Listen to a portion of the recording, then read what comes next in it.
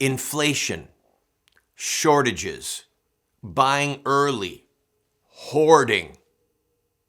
It's beginning to look a lot like Christmas in Venezuela. I'm Randall Terry. This is Voice of Resistance.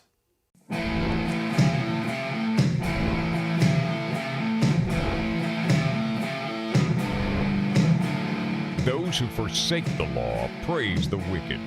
Those who uphold the law resist them. Welcome to the Voice of Resistance. Hi, friend. Welcome to the broadcast.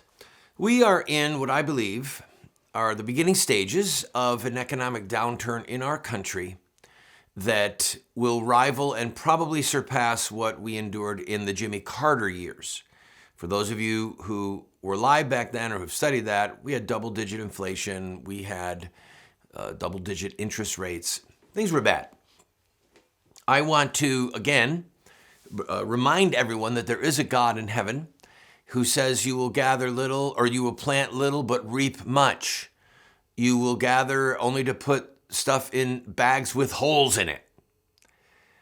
These are threats from the Almighty. If you look at the economic threats of God when a nation turns its back on God and his laws, part of the chastenings of the Almighty are economic. You could see it in the scriptures over and over. Those four lepers that were sitting outside of the gate when the siege had happened in Samaria, and there was starvation and everything cost a fortune. So I don't personally think we're going to get to starvation. I've been having discussions with people about this, but we're in for some tough times. I'm going up and down the grocery aisles. I shop for our family. I mean, maybe you shop for your family.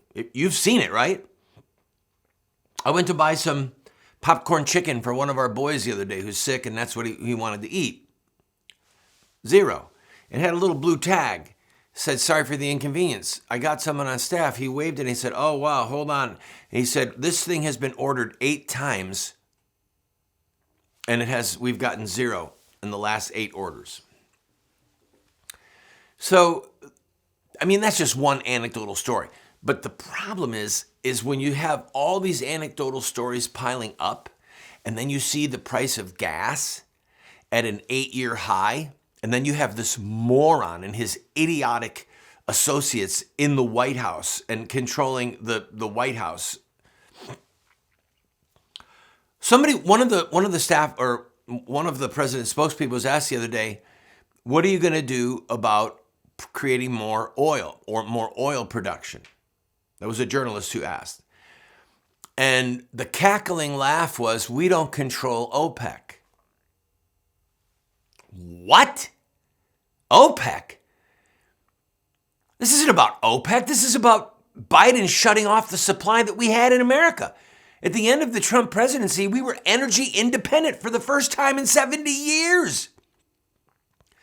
Biden shut off the flow of domestic oil and turned us to beg to a bunch of Saudi Arabian and Middle Eastern, often terrorist financing Muslims, oil sheiks, so that we were in a place where we had to go and beg, oh, please lower the price of oil. Please bring more production as oil approaches $100 a barrel. This is insanity, but what I keep coming back to, and I almost feel bad, that I keep coming back to the fact that there is a God in heaven. If it's bad, blame yourself. If it's really bad, blame the devil. If it's really, really bad, blame God. You can't have people that are this stupid, this arrogant, this foolish, this debauched in the White House without it being a chastening of God. And you say, Randall, what do you mean? Look at Romans chapter 1. When people refuse to do what is right, when they refuse to obey God's laws, God hands them over to a reprobate mind, to do foolishness, to be morally insane. That's what we have going on right now. These people are, it's a bizarre level of insane. And to add to the disgusting nature of where we are, CBS, NBC, ABC, CNN, They do not have the courage and or the integrity. I'm banking I'm banking that it's more on integrity. They don't have the integrity, and for those of you that do realize something bad's going on, they don't have the courage to say it for fear that they'll lose their job. They don't have the courage and the integrity to just kind of throw the flag and say, wait, we were energy independent and gas was hovering around $2 a gallon. And now it's up to $3.30, $3.40 average for Americans all over the country. What's going on here? They don't have the integrity to say, why did you pull out of Afghanistan? Why did you leave Americans behind enemy lines? And why are you refusing to talk about it now? They literally don't have the integrity and the courage. So we're being, as a nation, through the New York Times, Washington Post, and these other TV outlets, we're being fed a daily dose of drivel and swill that is designed to keep us asleep. Or we're going to talk about Kim Kardashian's body or what she's wearing. You know, her hind end. I mean, this is the level of obscenity and idiocy that we have degenerated to. And most Americans, and this is what terrifies me, most Americans have either drank the Kool-Aid on some of these issues, or they are so dissipated that they don't want to fight. They don't have the energy to fight. I'm going to take a break. When we come back, we'll continue talking about hoarding, shortages, why do we have them? And I want to talk to you about dissipation. Oh, and did you hear about Biden and Harris's poll numbers? In recorded history, no one has ever had a poll number as low as Vice President Kamala right now. I'll be right back.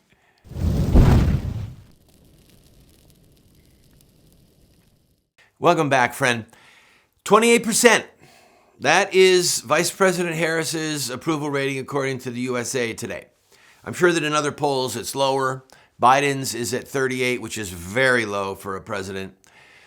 28%. That's the lowest number recorded, as far as I know, in the history of modern polling. I've never seen a number in the 20s. So, and I've been following this stuff for a long time, which really makes me happy because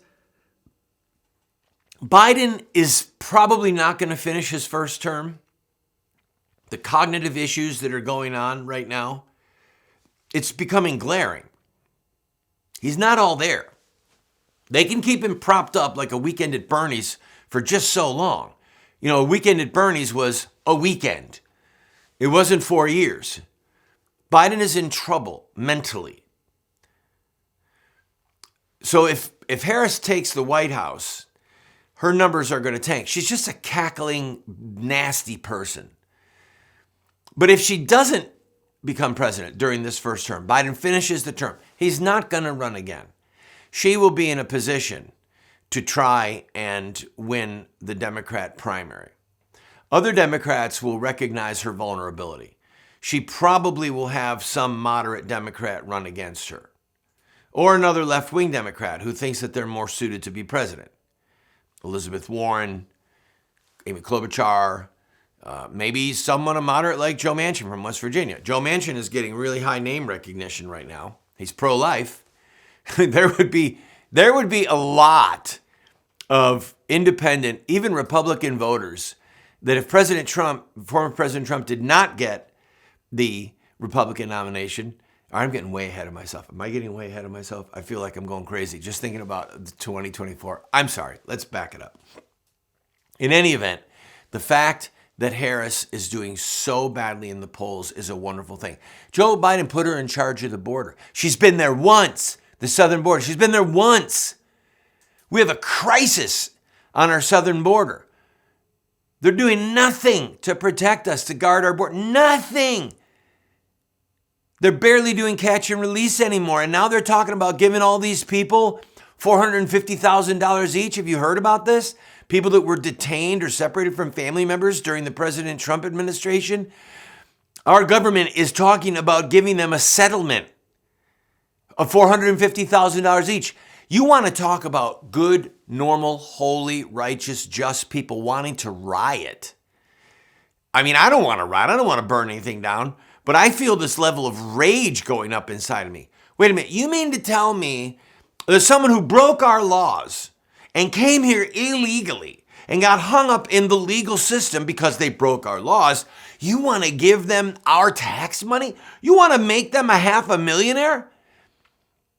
I think it's $450,000 an individual and $1 million limit per family or something. So if a family can prove that they were mistreated at the border and they got hung up in the system, we're going to make them millionaires. This is obscene. You want to talk about infuriating people? Oh, well, I know it infuriates me. It's unbelievable. So President Trump, all right, let me back up. Oh, Randall, what do we do? One of the reasons, what do we do? There's a dissipation factor and there's a hopelessness factor. There was a man who was an architect. And in the Middle Ages, he designed, I don't remember if it was St. Paul's, it was a massive cathedral. And he was walking through and he saw a man pushing a wheelbarrow. And he said, the architect who designed the building said to the man, "What are you doing?" Idle curiosity, maybe wanted to strike up a conversation. He looked at the man and said, "What am I doing?" Maybe he was an Italian. The way I heard he was an Italian builder. "What am I doing?" "I'm building a cathedral." He understood. He wasn't just moving a wheelbarrow full of dirt or sand to make mortar. He was building a cathedral. He was in on it. We need to restore the republic. We need to build the cathedral, okay? We need to restore the republic. And maybe my job or your job is to get a wheelbarrow and move the dirt or the sand or the mortar. Maybe we just start going to Tea Party meetings and find out how we can get involved. Maybe we start going to Republican county meetings. Maybe we start showing up at school board meetings. Maybe we look at how we could run for school board or how we could run for alderman or city council or whatever. You have to run to the roar. In other words, the roar of guns. That phrase, run to the roar, is not the roar of a lion, it's the roar of gunfire. You have to run to where the battle is. And the battle right now is in politics. There's just no way around it. It's our political masters that are destroying the country. And if you want to be involved in the restoration of the country, you have to run to the roar of the guns. Run to the roar of the guns. Go to where the battle is. And that's politics. And a lot of us think, oh, there's nothing I can do. What can I do? I'm just one person. I voted. And here's where the dissipation factor comes in. Let me take a quick break and I'll be right back and I'll tie these two things together. Please don't go away.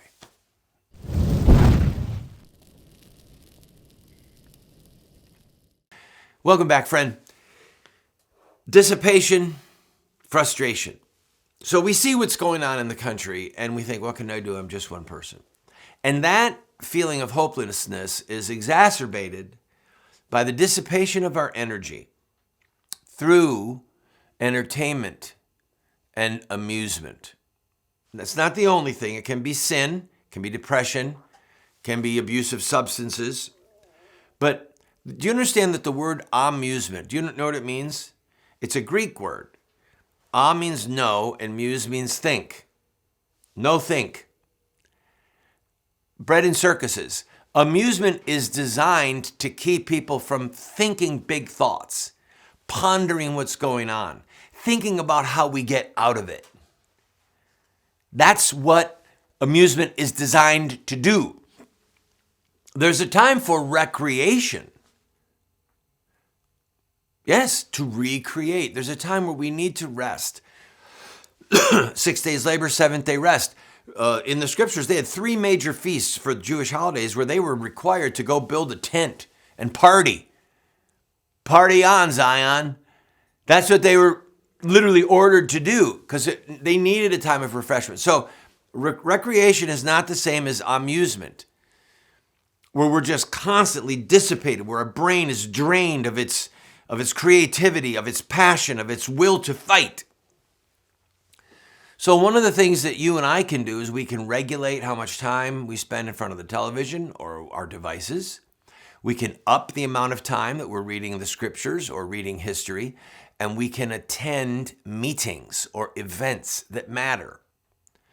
I recently went to the Supreme Court at the opening of their session. I was waiting for the justices outside of the back door where they drive in with their car holding signs, overturn Roe. We're going to be in Washington, D.C. on December 1st when they hear the Mississippi case. I want to urge you to join me. Put up my email address, randallterry2020@gmail.com. If you would like to come and be there, join me. Come on in. We need people to come and to join us. There's a crisis going on, friends. I don't know any other way to put it. We are in a crisis as a country. And if we're going to restore this republic, we've got to fight. Little steps. Be like the guy with the wheelbarrow. Do your little part. I went to the Women's March. I actually recruited people to go there in October, where the debauched, godless, left-wing, transgender, lesbian, baby-killing feminists were marching. I recruited people to go and stand and hold signs and have bullhorns to preach to them. If I had not done that, if I personally had not done that, nobody would have been there. 0 people. No one else showed up. Everyone who was there was directly there because I recruited them. I'm one guy, but those people responded. You're one guy, one gal. Plant a flag in the ground and say, hey, who'll join me? And because we were there, television crews and newspaper people were reading, or rather were watching us and interviewing us so that the feminist baby killers didn't have the playing field all to themselves.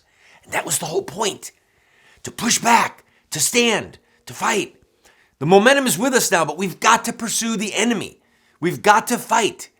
Look at what happened in Virginia. Look at what almost happened and did happen in New Jersey. The momentum is with us, but we've got to enter the fray. We've got to set aside the things that cause us dissipation.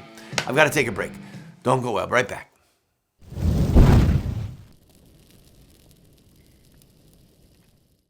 It is possible that the hero of the Naked Emperor, it's possible that the hero was a child for 2 reasons. One is the simplicity and the honesty of a child.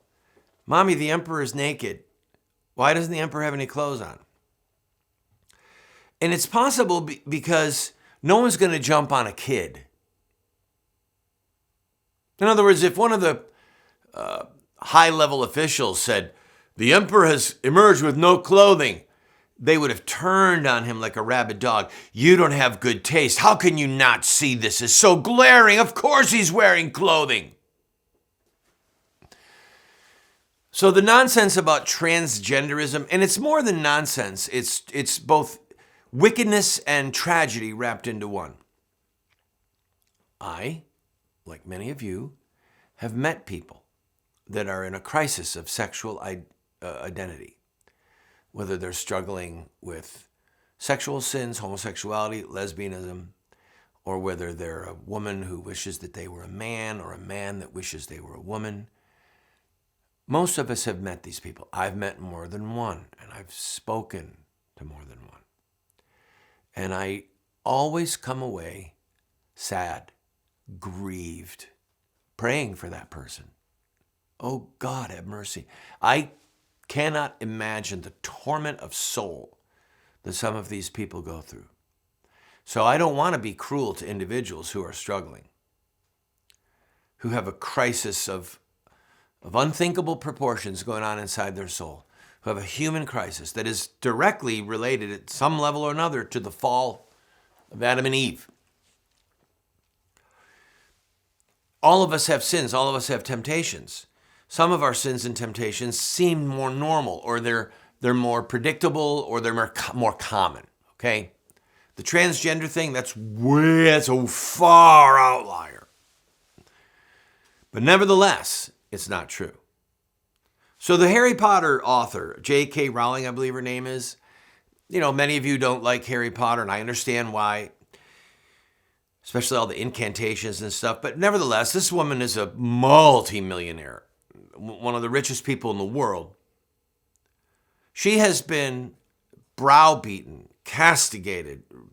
They've told her, you can't come to this party, where they're going after her. The cancel culture is going after her because she dared to say there's only two genders.